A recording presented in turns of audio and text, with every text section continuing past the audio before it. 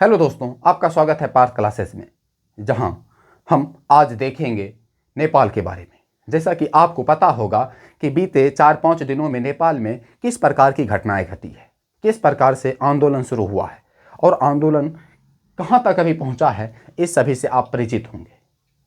आज हम बात करेंगे नेपाल के बारे में कि नेपाल में ये आंदोलन जो हो रहा है क्यों हो रहा है, इसके पीछे क्या कारण है, इसके पीछे किसका हाथ हो सकता है, इसके बारे में हम देखेंगे। दोस्तों, नेपाल एशिया का एक छोटा सा देश है जो सफेद पहाड़ों से घिरे हुए हिमालय की गोद में बैठा हुआ एक छोटा सा देश है जो हमेशा शांति को महत्वपूर्ण मानता है, शांति की ओर अग्रसर रहता है।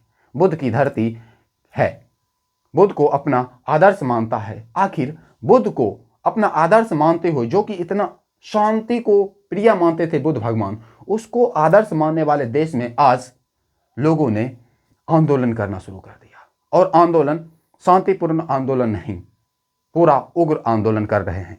आखिर ऐसा क्या हो गया, ऐसा क्या घट गया नेपाल में जिसके कारण लोगों को यह करना पड़ रहा है, हम आज उस पर चर्चा करेंगे। दोस्तों, 90 के दशक से पहले नेपाल में राजतंत्र हुआ करता था।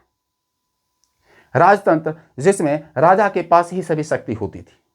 उसके बाद 1990 में लोकतंत्र की स्थापना की गई। वहां पर लोकतंत्र की स्थापना की गई। क्या सच में लोकतंत्र अभी तक भी वहां था? हाँ, सच में था, लेकिन लोकतांत्रिक व्यवस्था वहां पर स्थापित नहीं था।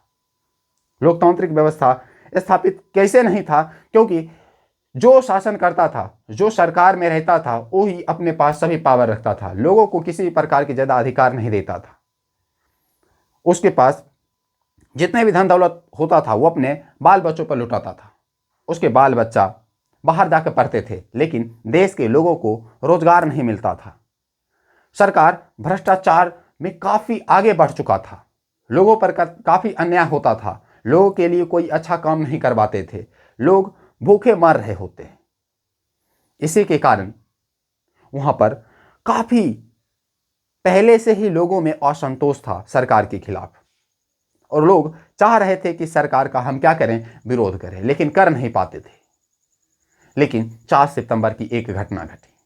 4 सितंबर में एक घटना घटी, और ये घटना थी कि सरकार ने लोगों की आवाज को बंद कराने के लिए, लोगों में एकता को बढ़ाने से रोकने के लिए, लोग एक साथ अपने विचारों को ना मेल करवा सके, लोगों का विचार एक ना हो सके, इसके लिए सरकार ने वहां पर जितने भी सोशल मीडिया ऐप्स थी, जैसे यूट्यूब, फेसबुक, ट्विटर, इंस्टाग्राम, इस सभी को बंद करवा दिया। अब जैसे ही बंद करवा दिया तो वहां की युवाओं ने इसका विरोध किया, क्योंकि युवा एक दूसरे से बात करते थे इसी के माध्यम से, सोशल मीडिया के द्वारा ही बात करते थे, अपने सपनों को देखते थे सोशल मीडिया में ही। लेकिन जब सोशल मीडिया ही अचानक सभी चीज़ों को बैन कर दिया गया तो वहाँ के युवा भड़क गए। जैसा कि आपको पता होगा कि युवा ही किसी देश का भविष्य होता है। वहाँ के लोगों ने, वहाँ के युवाओं ने सरकार का विरोध करना शुरू किया, और वो विरोध था शांतिपूर्ण आंदोलन कर रहे थे वो सभी युवा। लेकिन हुआ ये कि 8 सितंबर को जब युवा सब रोड पर आंदोलन करते हुए जा रहे थे, तभी सरकार ने, और उस समय सरकार था केपी ओली शर्मा ने उस पर गोलियां चलवा दी।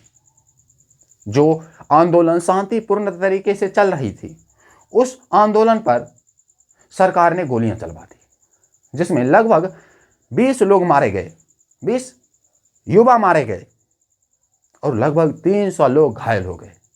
जब ये घटनाएं घटी तो जितने भी नेपाल के लोग थे, ये जब सूचनाएं उसको मिले तो वो सभी आक्रोशित हो गए, गुस्से से भर गए।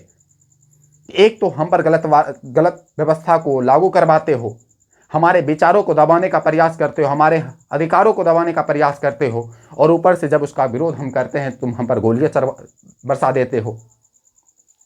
लोगों ने सरकार का विरोध करना तेज कर दिया।